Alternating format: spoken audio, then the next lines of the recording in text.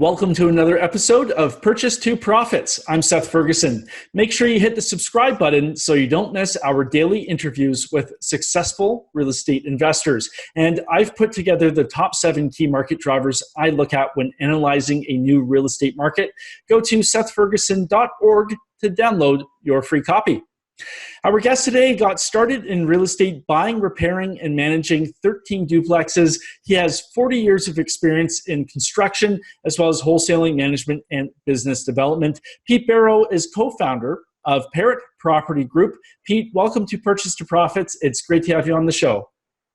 Thanks, Seth. Nice to be here. Thanks.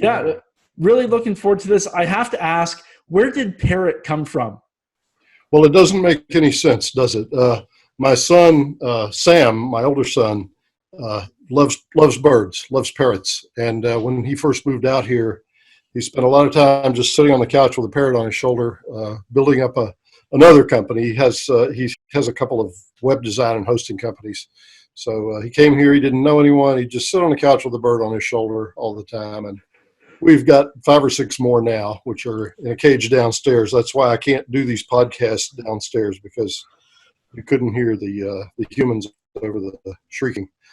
But I don't know. It's just you gotta have a name, and that's one that people kind of remember. Maybe because it doesn't make any sense. Yeah, you have to train the parrot to say cash flow, right? Over and over again. These parrots don't talk; they just kind of shriek and grumble. But, yeah.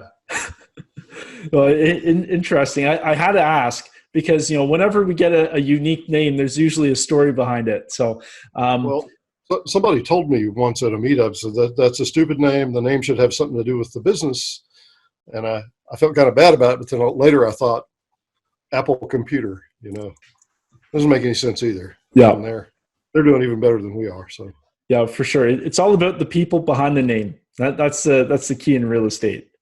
Right. Yeah. So let's get into your real estate goals. What sort of goals have you set out for yourself now with where you want to take your business? Well, this interview is going to run off the rails right away. I don't know. I'm not sure we believe in setting goals anymore, because every goal we've set, we've completely changed our minds. We were fortunate enough when we started to, we were sharing space with a company downtown, FS Houses, which they were kind enough to let us use some office space. And there was a guy there who told us something that really stuck, which is you have to pay attention to what the market's telling you to do. And we found that really to be true. Almost everything we started out thinking we were going to do, we're not thinking we're going to do that anymore. So I can tell you what our goals are now, but they probably won't be our goals in another year. We're just slowly accumulating what buy and hold stuff we can in this market, which is very high even in Indianapolis. But we're kind of looking ahead to I don't want to say hoping for a drop. That's not a very nice thing to hope for, but we're sort of anticipating that stuff will come down. And when the high end stuff comes down, the stuff that we buy, which is more mid range, should come down even more. And we want to be ready with some cash and some lenders. We're sort of cultivating old friends of mine who trust me enough to loan me $30,000 here and there. If we can borrow $1 million, $30,000 at a time, then we can take advantage of buying opportunities. Yeah, it's hard to buy right now. Yeah, and that goes with everybody. I think that's the number one challenge everybody's having right now, is that deal flow. It's interesting because you said you set goals and then you end up doing something different. When do you know that it's time to pivot and shift gears? I don't know. You just sort of get a feeling, or that you're beating your head against a wall. If you've set yourself to buy 2 houses a month and you're only finding 2 a year that fit your criteria, then you can keep trying to buy two a month, but it's just you're going to be miserable. And you have to realize at some point, things are not how they were 6 months ago or a year ago. There were years when we could easily have bought 30 houses. I mean, we've always had limited money, but if we could arrange financing, we could have easily found 30 houses a year that would have worked for us. Yeah. but lately we're finding 2 or 3 a year Yeah. that we want to keep. Yeah. So how have you then adapted with your company to the realities of today's market? So what sort of things are you doing differently today than let's say a year ago? Well, we're selling stuff as well as buying, which we never thought we would do. The goal when we started, the goal was we're going to just buy and hold forever. And we got into some very nice places and got some very good deals on some very nice stuff and got it rented out and everything's lovely. But we've started to look at what we've got and go, hey, this was, a few years ago, this house was worth $50,000 and we were renting it for $1,500 a month. Now it's worth $180,000 and we're still renting it for $1,500 a month. That no longer makes sense. So we're sort of hedging our bets in case we're completely wrong. We're keeping some stuff, but we're selling the stuff that we think is I don't want to say overpriced because I wouldn't want the people we sold it to hear that, but we're selling stuff that we think has kind of topped out and looking for stuff that hasn't started to come up. Yeah. And besides the deal flow where it's harder to find properties that fit your criteria, what would you say is another challenge you're experiencing in your business right now? Well, a couple of things. We're still not rich. It would be nice to just have a big to have a big swimming pool full of money like Scrooge McDuck, and just buy everything you see that you like. But that's part of it. Part of it's just we all like to work. We're all workaholics, but there are 3 of us, and if there were 10 of us, it wouldn't be enough. But the main thing is what you said: the deal flow, the fact that the stuff we want we're kind of selective about what we want to buy and keep. We're finding enough stuff to keep a steady flow of houses that we have buyers for. Not even fix and flips, just wholesale deals. That is slow but steady. But the stuff we want to keep, there's just not that much out there. Although I don't know, we bought a couple of nice little places this year, and we have a few from the past that we still haven't gotten to and fixed up. So we have plenty to do. We're not sitting idle. We're still going around and fixing up what we've got. We're fixing up stuff to sell. Everybody's busy all day, every day. So yeah. And so what sort of routines and rituals do you feel have helped make you successful then where you're at in your business? Yeah, you told me you were going to ask that, and I've been dreading it. I can't think of any. I'm not a very routine person. I get up in the morning and I think about what I got to do. I guess one thing I would say, and I think I read this somewhere, the night before, always, if you don't make a list of what you're going to do the next day is going to be a bad day. You can get up in the morning and make a list, but it's not the same thing as just waking up and knowing what you're going to do. So I sometimes fail to make that list, and I always find myself wandering around in a daze. That's from that book, 7 Habits of Highly Effective People. I didn't read the book. I just saw it at the dentist's office or something, and I thought, wow, that's a good idea. Make a list. And it is. And if you don't do it, it makes a difference. So yeah. There's a ritual. There's a routine and a ritual. I can't think of a single. Okay, I go to the same little diner every morning, and that doesn't sound like much, but it gives you time to sit there and clear your head. And it's also the kind of place where all kinds of people come in. We've picked up a couple of houses just from me being there. Mm-hmm. Always dropping off cards, and there's one old guy who eats there who now wears Parrot shirts all the time. I have no idea why he wants to do that, but he wanted some. I gave them to him. Every time I see the guy, he's wearing a Parrot shirt. So, so that's it. Make a list the night before. Eat at the same diner every morning.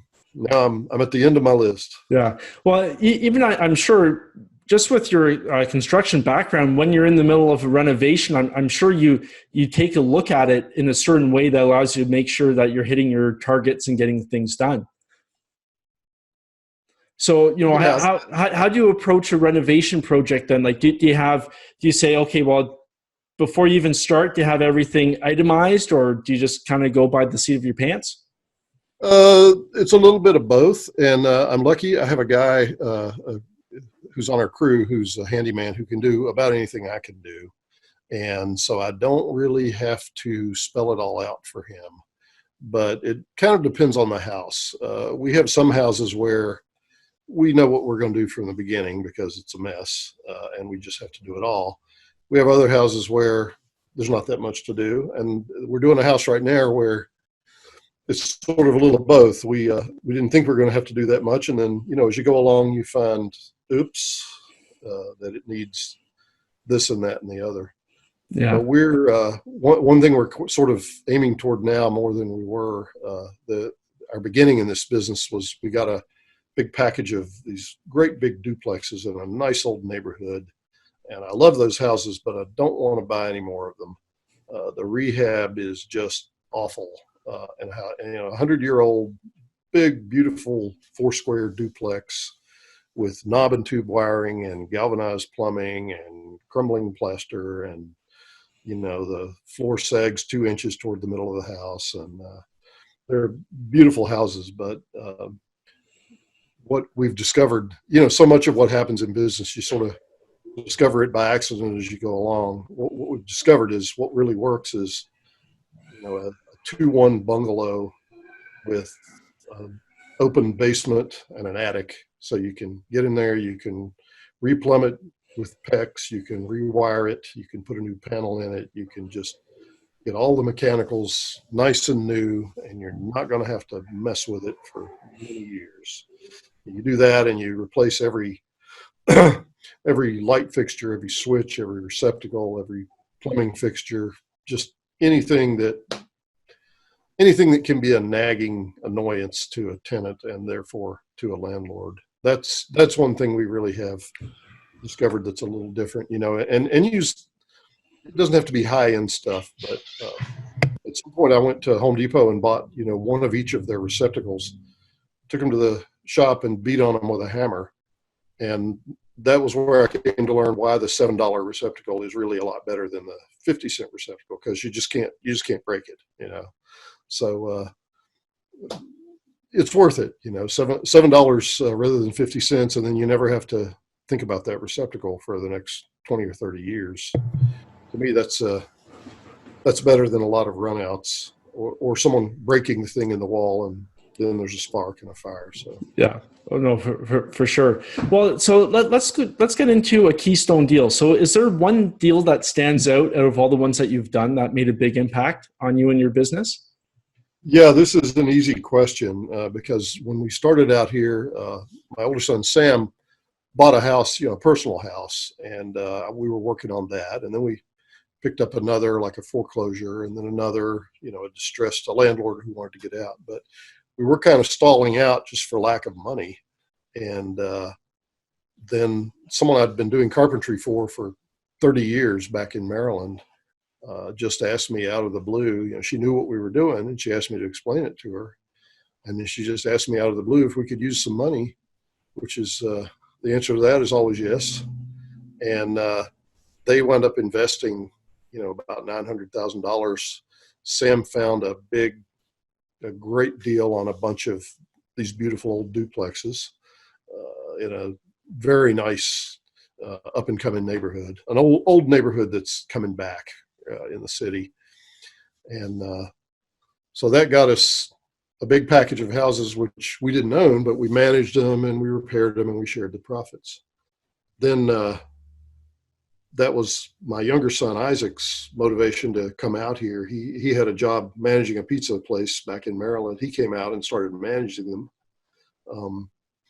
Over the next couple of years, the investors decided that this was a lot more trouble than they'd ever dreamed it was going to be. I suppose you're not supposed to say that on a real estate podcast, but real estate is not as passive as everyone wants to think it is. That's so true. They got sick of being on the phone with us every night and tearing their hair out. So we managed to get financing and buy them out. So there we had 26 units, where before we'd had 3. So now we'd had 5. So that was a huge thing for us. You see a little hand coming in. Yeah, I do. You either have three hands or I see. Maybe. We'll introduce the audience. Callan has not made an appearance in 160 episodes, so Well, this is his debut. he's going to take over now. Yeah, he is going to take over. So, what was it then that attracted you to? Oh, yeah. Let me finish that story. Okay. I know it's gone on long enough, but not only did we pick up a bunch of units, but the seller who sold us those houses had four more that we didn't want. And we managed to take them and sell them on to some other investor. So that was where we discovered there was such a thing as wholesaling, which I don't think had even been on our radar. So in one big bite, we got a big portfolio. We got both of my sons and me out here, everyone working together, and we discovered wholesaling, which we then decided, this is something we can do, and we've been doing it ever since. And so, do you view then wholesaling as almost like like the cash generator then for your business, and then the buy and hold and renovations is almost kind of like the bank? Is that how you're viewing it? Kind of, yeah. The wholesaling provides a steady little stream of modest profits. We have a lot of buyers who are looking for stuff that's, we get for $8,000 or $10,000 and sell it to them for $12,000 or $15,000. So no one's getting rich, but we don't want those houses. But they know how to make them work.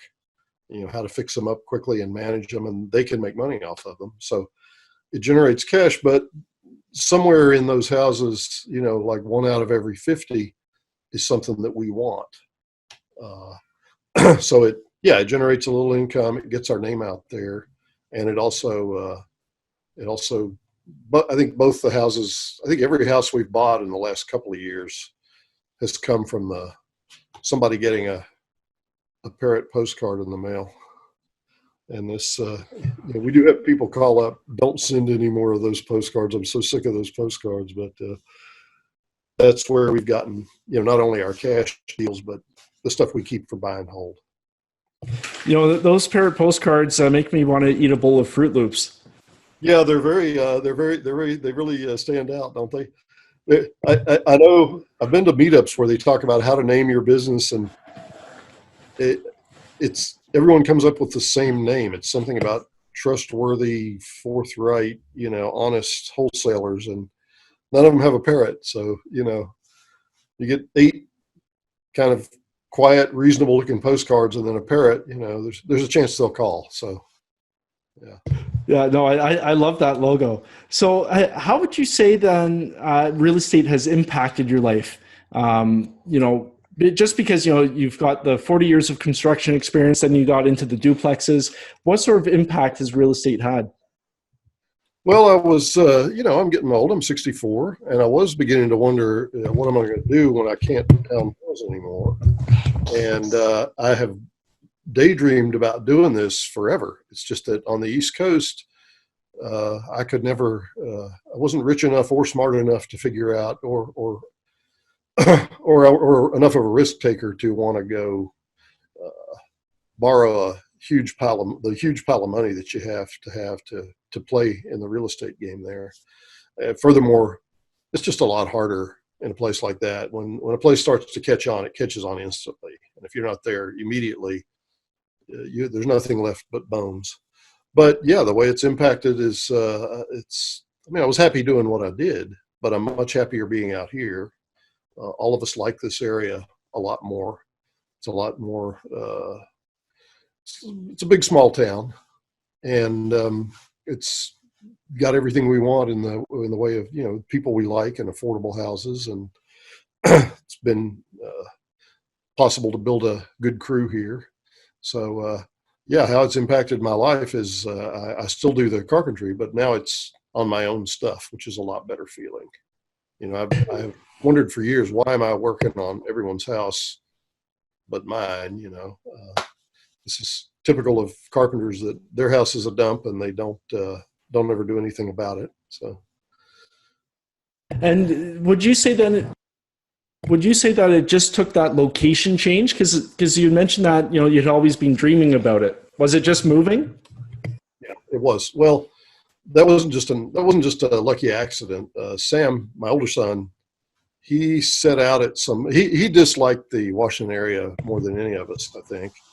Um, and he just started driving around the place. He quit his job. He had a bunch of saved some money. He just started driving around the country looking at cities. And he drove through this place, and then he came back again, and he liked it. And then I flew out here and took a look, and I liked it too. And it's people are approachable. It's a lot more relaxed attitude than the East Coast, and there's beautiful old housing stock. And it was very affordable then, 6 years ago. It's still more affordable than the East Coast. It's it's it's our stuff has tripled in value. I don't consider that affordable anymore, but it's still cheaper than living in Washington. Yeah.